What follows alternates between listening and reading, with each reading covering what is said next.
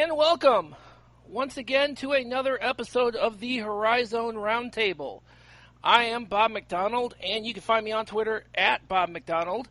Jimmy Lemke, my co-host, who you can normally find on Twitter at PantherU, is still enjoying his summer break, but I guarantee you he'll be back around at some point in time. So joining me instead is Matt Dudek. Hey there, everybody.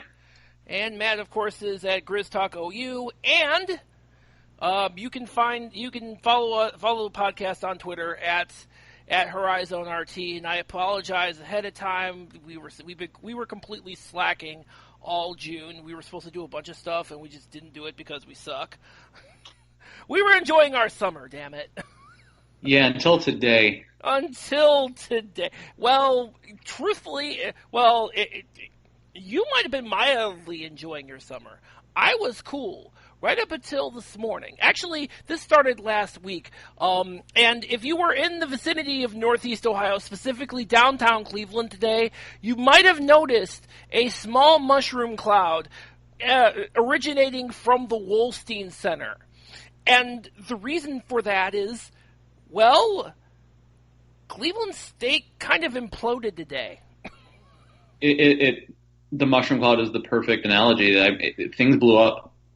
I referred to it. So this requires some explanation. So apparently, this all kind of started about 2 or 3 weeks ago. Rashad Williams, the all-freshman guard, announced he was going to be in the transfer portal, and I didn't really think too much into it. As I understand it, and we'll talk a little. And by the way, Matt, we'll talk about your potential benefits of Rashad Williams transferring a little later. So I didn't really think too much into it. I knew there might be some extenuating circumstances that caused him to decide to transfer out. So I totally understand that one. And then about a week ago, Seth Milner, who was another starter for this team, announced that he was going into the transfer portal. That one made a little less sense to me, so I didn't really know what was going on. And then all of a sudden, late last week, we get an email. We get a tweet from the Coaching Changes Twitter account. They nailed this. I can't believe they did. I'm sorry. I was hoping they were going to be like every other time, and because for those of you who don't, I know I don't follow them really because half the time they're just kind of throwing names out there, throwing coaches' names out there to see what sticks. But according to them, apparently there was a mutiny afoot in the halls of the Wolstein Center, and more to the point, it involved Cleveland State's best player, Tyree Appleby. So I was looking at and not just him, but a whole mess load of people apparently. So I kind of took this with, and knowing, reading, Coaching Changes, I always kind of take it with a grain of salt. It might be somebody just kind of spitting out rumors and things like that. Of course, naturally it doesn't matter for, I still have fans freaking out and like, oh my God, what's going on? And then today hit. Tyree Appleby is leaving Cleveland State. He has entered the transfer portal, and he is wasting absolutely no time. He's got an official visit with, he's an Arkansas guy. He's got an official visit with Arkansas.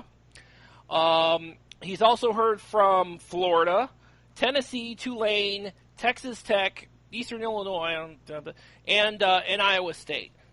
I mean, Eastern Illinois. Did Eastern Illinois get lost? Like they don't belong in that conversation. Like one of these things is like the other. One of these things is not the same.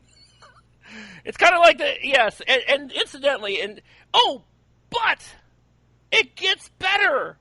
And when I say gets better, it gets infinitely worse because they're starting. Oh my God, Jalen Hill is also transferring. He's also entered the transfer portal. And I'm not sure it's all the way over yet. Oh my God, this is like insane. It's funny because not even a month ago, well, a little more than a month ago, right before Memorial Day weekend, we had Scott Garrett, the new athletic director, on the show, and he was talking about everything about the whole. He was talking about really, kind of ramping up the ticket sales and getting the outreach going and all that good stuff. I can't imagine what's going through his head right now. Seriously. I have to think, he's got to be sitting there thinking, my God, what the hell just happened? And I'm sure he's asking that same question to Dennis Felton. What is going on? If he was this clueless, then the problem starts with him. You cannot know that this is going on as the AD. Well, see, here's the other problem, though. Even if he knew, and I don't doubt he didn't. I don't doubt he knew. The problem is, there is no way to get rid of Dennis Felton. Do you know how much it would cost Cleveland State to buy out his contract? We don't have enough old rich people around. How long have I been telling you that he's a B-list villain? Like, he is really ready to take the money. It's like $1 million. He's Dr. Evil. He is cashing in, and his crew, his henchmen are pissed because they're not getting their cut, and they're leaving him high and dry. But meanwhile, he's walking out of the vault. Oh my God! You're not kidding. I've been telling you guys this. We've been crunching the number. We've been crunching the numbers. Dennis Felton has 3 years left on his contract. In order to actually buy out his contract, I think it's somewhere north of $1 million to do that. And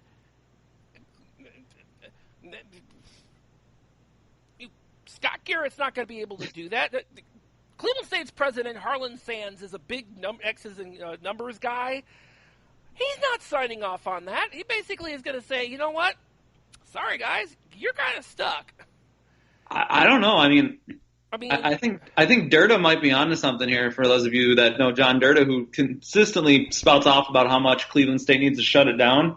Yeah.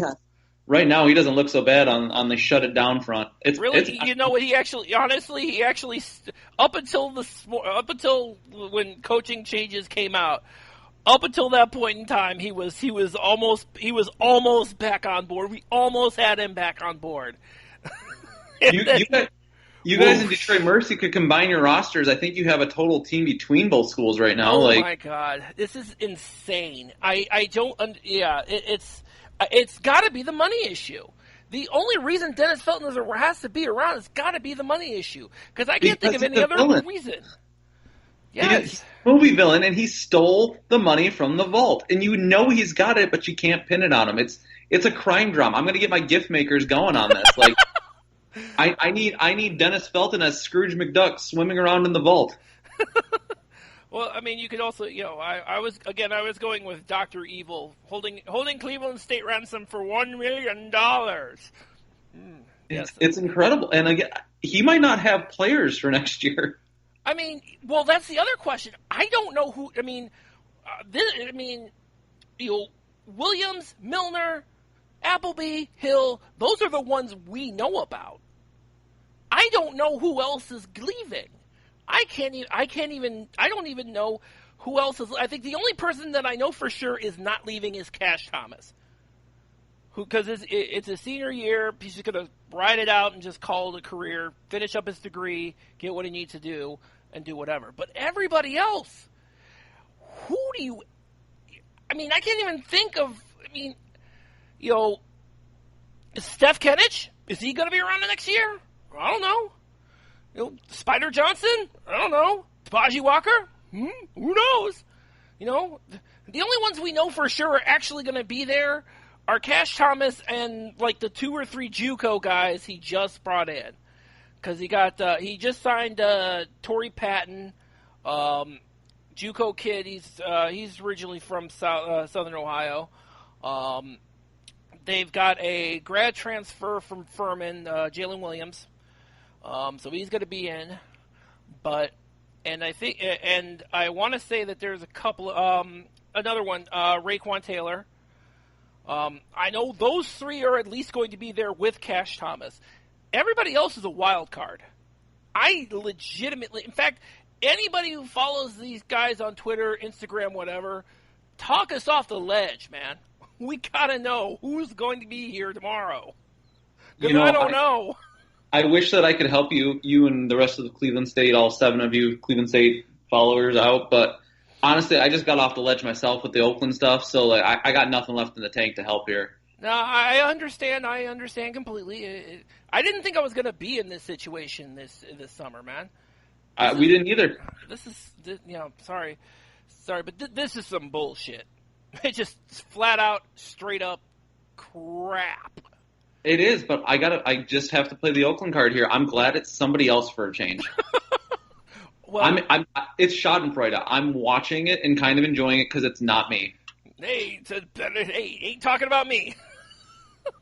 I've heard all of Oakland's players are now on campus because they're getting ready to go to Greece. Like everybody's accounted for. Yes, great. And incidentally, also, as I understand it, David Oladapo he is officially an Oakland Grizz now. He is, Officially. I don't want to hijack it, but I posted a long post. It was on the OU board because it was longer than I could do on Twitter. But essentially, I think his whole situation that was really weird. A lot of it came down to Cumberland's back and forth, and some played off on his cousins back and forth. There was a lot of factors to the Oladapo stuff, but I'm glad that he is here for a third time, and maybe we'll hang out for a while. There you go. Yeah, I know he kind of poked fun at us because we tweeted on the podcast Twitter account to make up your damn mind. He's like, "Did you miss me?" Like, I didn't reply. We didn't reply back, but I'm like, "Yeah, I guess we kind of did." So, welcome to Oakland, Dave. So, the Cleveland State thing today. I heard the same rumors. I was watching for it, and then to see it blow up today was we were all just hoping that wasn't going to be the case, but it's Cleveland State. We hit every single landmine every time. I don't know how we thought this was going to be any different. But it sounds like your coach is driving, going, "Hey, where's the next landmine? All right, let's go that way." Like he's looking for him. That would be my only. I mean, somebody has to ask, and this is the problem right now because the entire Cleveland media landscape gives no shits about Cleveland State basketball. They don't care. They are in full. I want to talk about literally anything else but Cleveland State. Period. You are dead to us in the landscape. So it's almost like a perfect storm. Is that you have absolutely nobody to ask the question, what is going on? And you have better questions like, what did you do to piss all these players off? What did you do? Is Tom Markowski, is that his name? Tom Muskowski. He's like the only one I ever see that might be kind of in there to give some answers, and I don't know if he's really able to give or find out answers. He's not. Much as I wish he was, I think he's just as much on the outside looking in as the rest of us. I mean, yeah. I've got people feeding me information, and when I'm basically, if you got me, I'm the one out here talking about this, and I'm the only one, and it seems like I'm the only one who's getting fed any kind of information about this. This is a very sad situation. It is, but as a fan not of Cleveland State, I don't mind. I'm not. I know you don't mind. Appleby go. Oh, I know. Yeah, I know you're not sad about that. Oh, I don't blame you. See him go. He scorched them twice single-handedly. Great player. I can't wait to watch him not destroying the league. Good for him. You want to know who's probably really happy he's not here? Northern Kentucky. Yeah. Because he torched them last year and he torched them the year before. Yep. Made their lives incredibly miserable momentarily. It's funny, but that is where we're at this point. It's just completely mind-boggling, and we got no answers right now.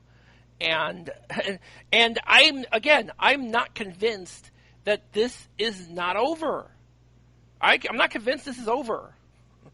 And it's late in the portal anyway, so like a guy like Appleby's going to be able to find a home, anywhere that. But you guys can't even sign Brad Calipari at this point. He signed at Mercy. I was going to get to him a little later. I'll let you, but you're running out of people, and at some point, some of these kids I have to imagine have to decide is a year at Div 2 or JUCO better or worse than this Cleveland State situation? And I don't know. Well, let me put it to you this way: Jalen Hill is a JUCO guy. He came from a JUCO, and he played his junior year last year. And this year was supposed to be his senior year at Cleveland State. What does that say when a guy decides instead of going into your senior year at Cleveland State, I'd rather sit out a year and transfer literally anywhere else? What does that say? It says that there's a problem going on over there in Cleveland besides normal Cleveland problems. Oh, it's insane. I'm just completely blown away by this. It doesn't make any sense to me. It really doesn't make any sense to me at this point in time during the, so far, we're in the beginning of July. Classes are going to start in a month and a half. I'm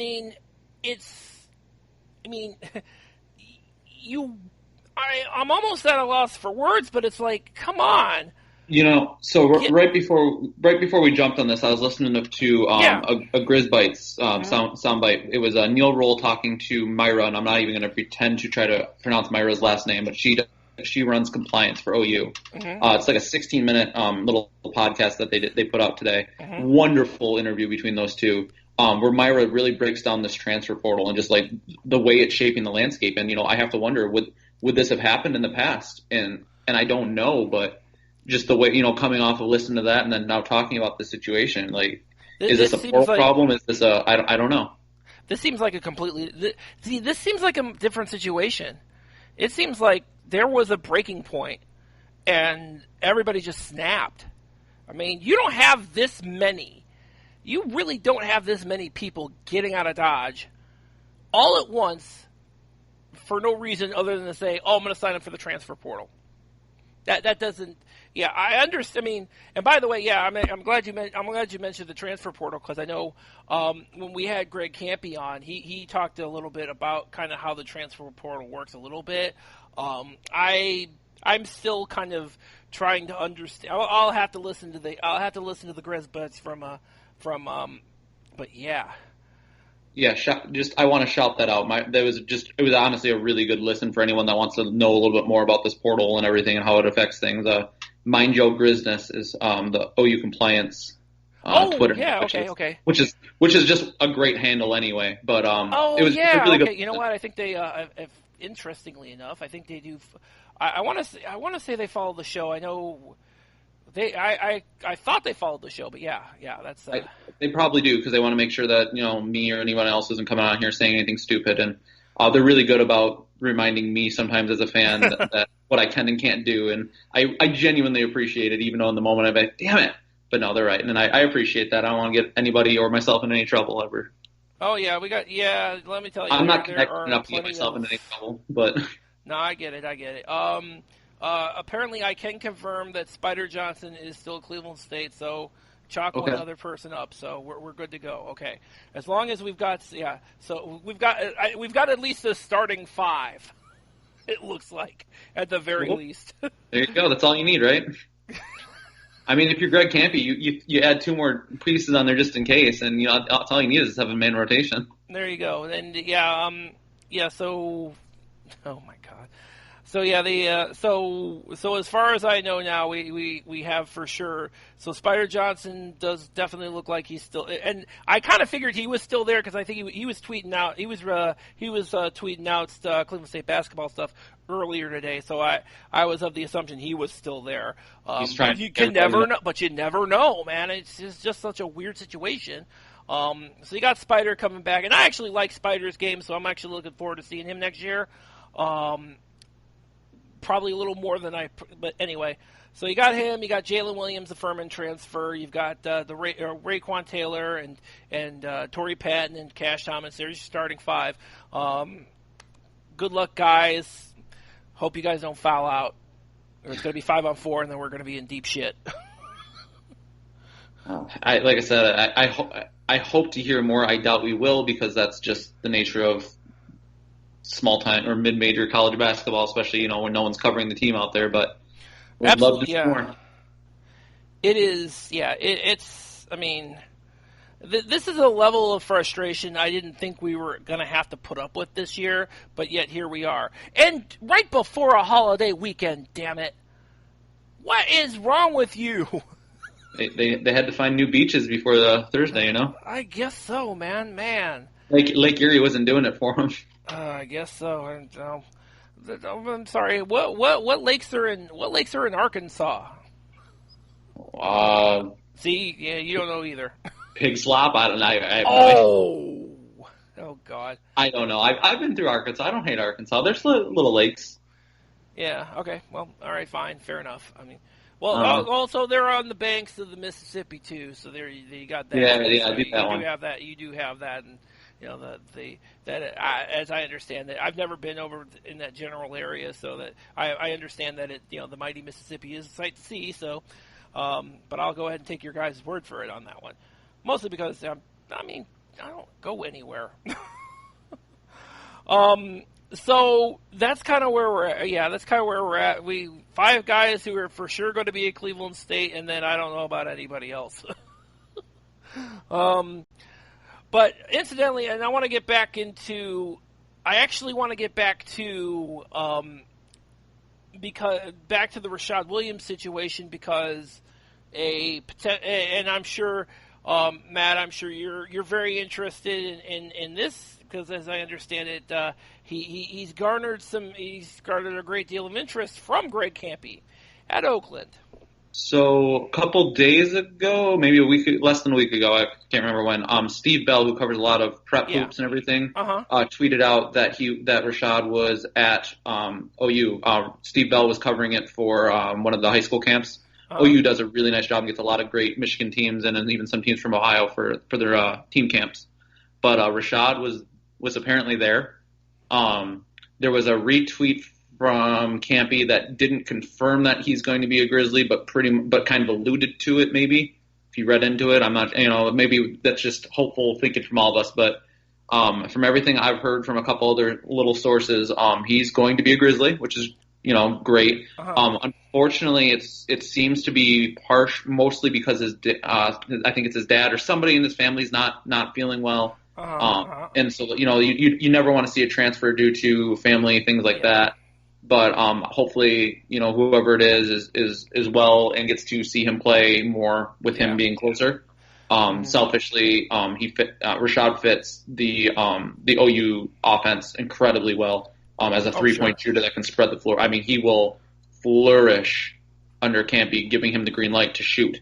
Yeah. And really fills the hole that Javen Cumberland left out of nowhere. Yeah, I know we talked a little bit about kind of the parallels between Javen Cumberland and Rashad Williams, and I agree. Kind of the way that Rashad Williams' game is set up, going to Oakland would be a perfect match. I mean, albeit not in the best circumstances as I understand it, but still you get a kid who has a chance to be closer to home, and also fills a big hole for you. That's a huge thing. And then at that point the question becomes: is he immediately eligible due to hardship and being close to home, or not? I know the NCAA really just tightened down. That's another thing that was talked about at the compliance podcast that I referred to. They talk about how they really tightened a lot of things down about that. So I don't know if he's going to be eligible this year. I mean, we'll find out, I guess. It'll be interesting to see kind of how that whole thing shakes out. I'd like to think that he's got a case. I know Cleveland State fans don't want me to say that because we've been in this situation before, but you know what? Everybody else is leaving. Honestly, I hope a whole crap a ton of other people are leaving. I mean, there's so many other stupid things going on at Cleveland State that Rashad's situation. I totally get. I mean, I'm sure that there is a reason for why he wants to get back home. And so I see it. I think there's a case for him there. I really do. I was going to say, I hope he doesn't have a case because you never want to hear that somebody's ill or anything like that. But if that's the case, then I hope that everything goes well, everyone gets healthy, whatever the case there may be. It's not my business. But, it's one of those things where you want to see. And no, that makes perfect sense. I mean, I think I'm sure the priority for him is right now is whatever's going on in his world. So I mean that I'm sure it would be a nice thing for him to kind of latch on to in Oakland, but I'm sure at this point in time, I'm sure that's not his highest priority.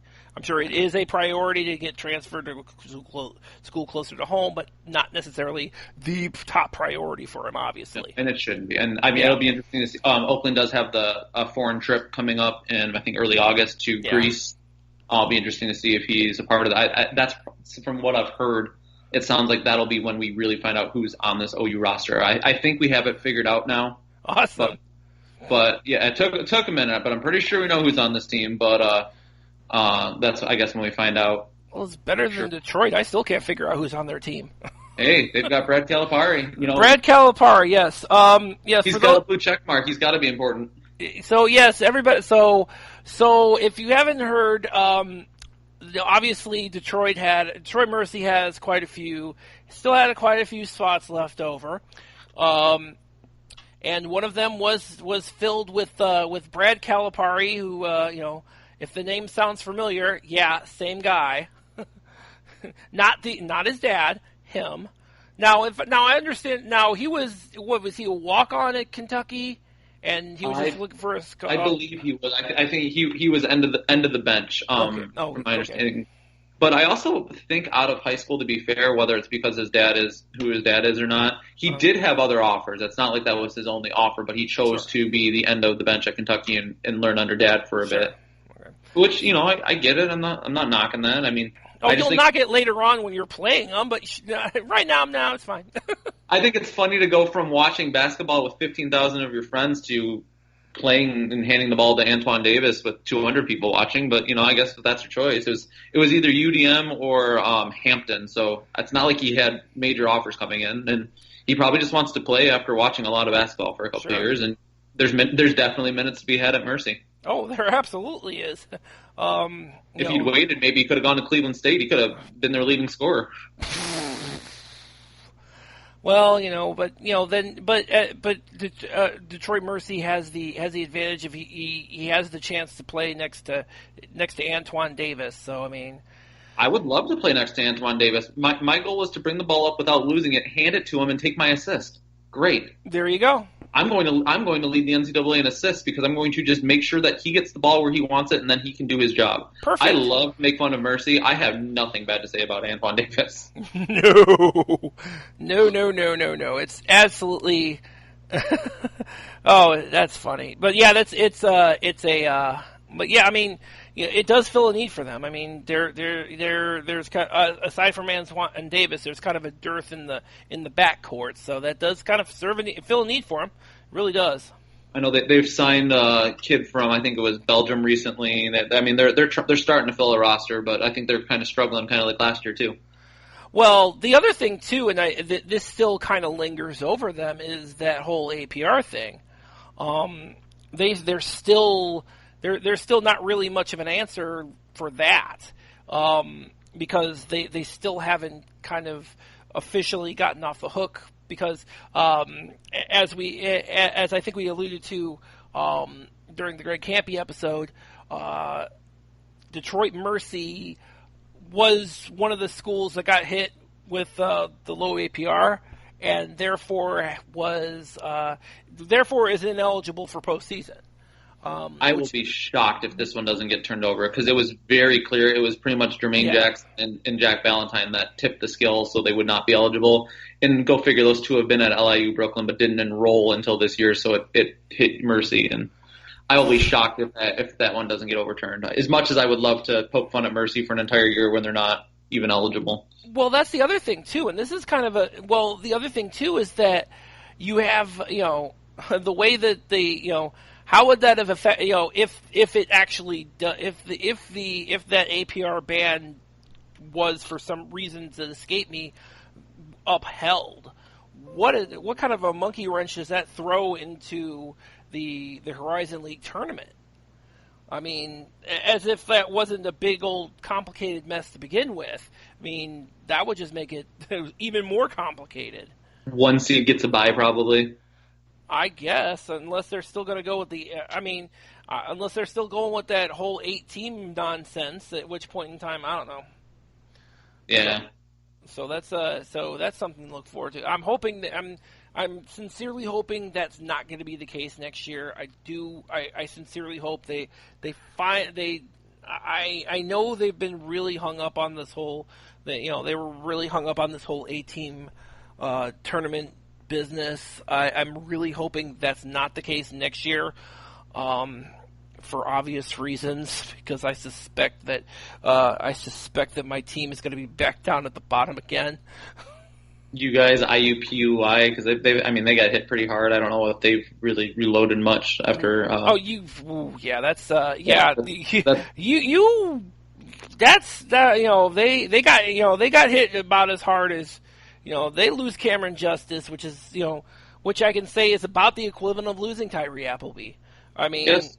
That is absolutely it. I mean, that is I mean, when are we doing the preview? What's that? When are we going to do the preview podcast? We're alluding to when are we going to do that? Soon? Yes. Later. Oh God, we're probably a little closer to the season. I'm sure.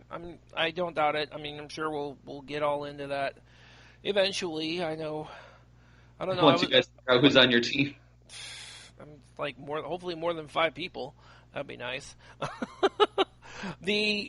So the big problem is we're gonna I know we kind of have the fall thing we're looking at. I know we're still looking at doing what we did last year.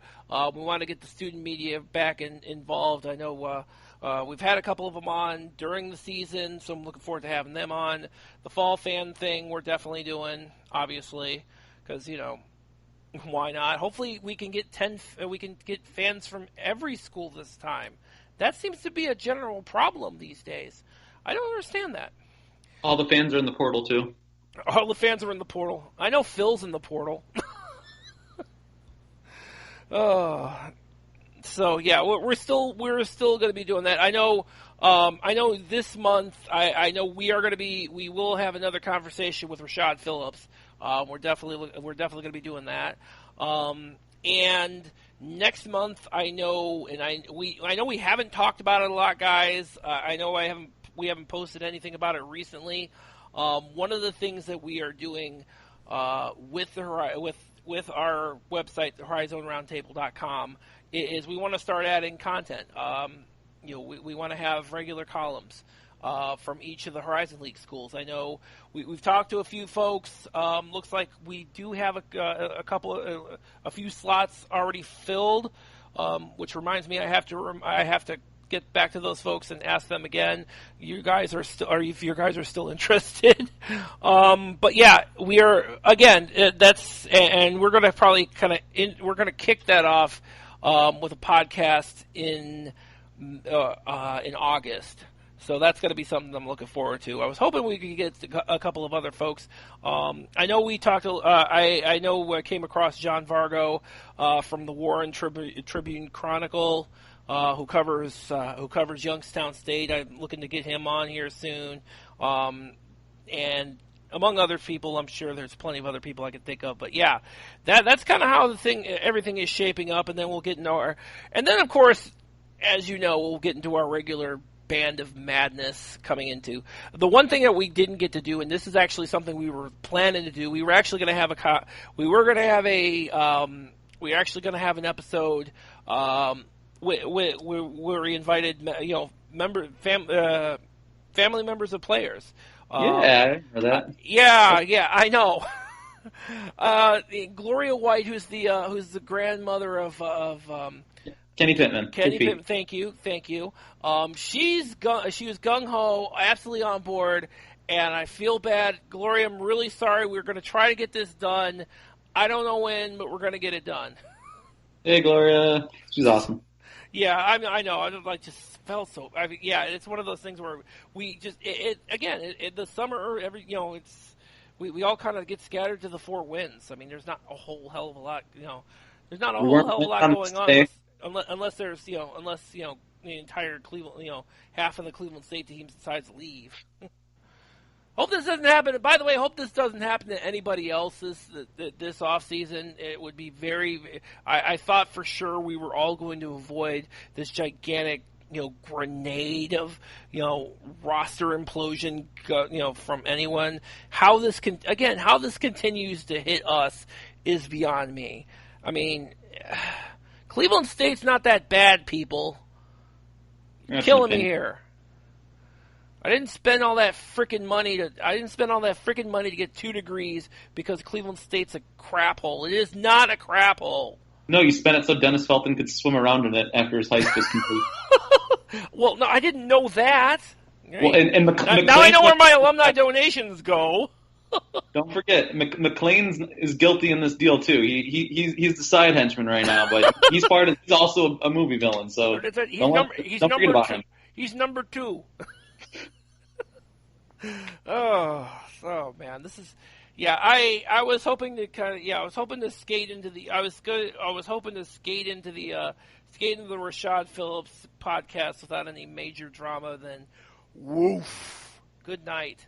Elvis has left the building. Oh, all right. So I'm done. Yeah, that's enough. I've said too much, and I can't say anymore. I'm sure I'll go on Twitter later on tonight and bitch about it too. So, just trying to figure all that stuff out. But anyway, Matt, again, thank you very much for joining us here at the last minute. Obviously, I figured it would make you feel better given all the things that have been going on in Oakland. It was my turn to enjoy somebody else's problems with the portal and transfers. Yeah, I didn't. Yeah, like it was like it's like driving into every landmine. That's what we do here. So, all right. So again, you can find, as always, you can find episodes of the Horizon Roundtable. You can find those on our website at horizonroundtable.com. You can find us wherever you find podcasts. iHeartRadio and I are going to have a fight, and they're going to lose. They're still messed up, so I'm still trying to figure that one out.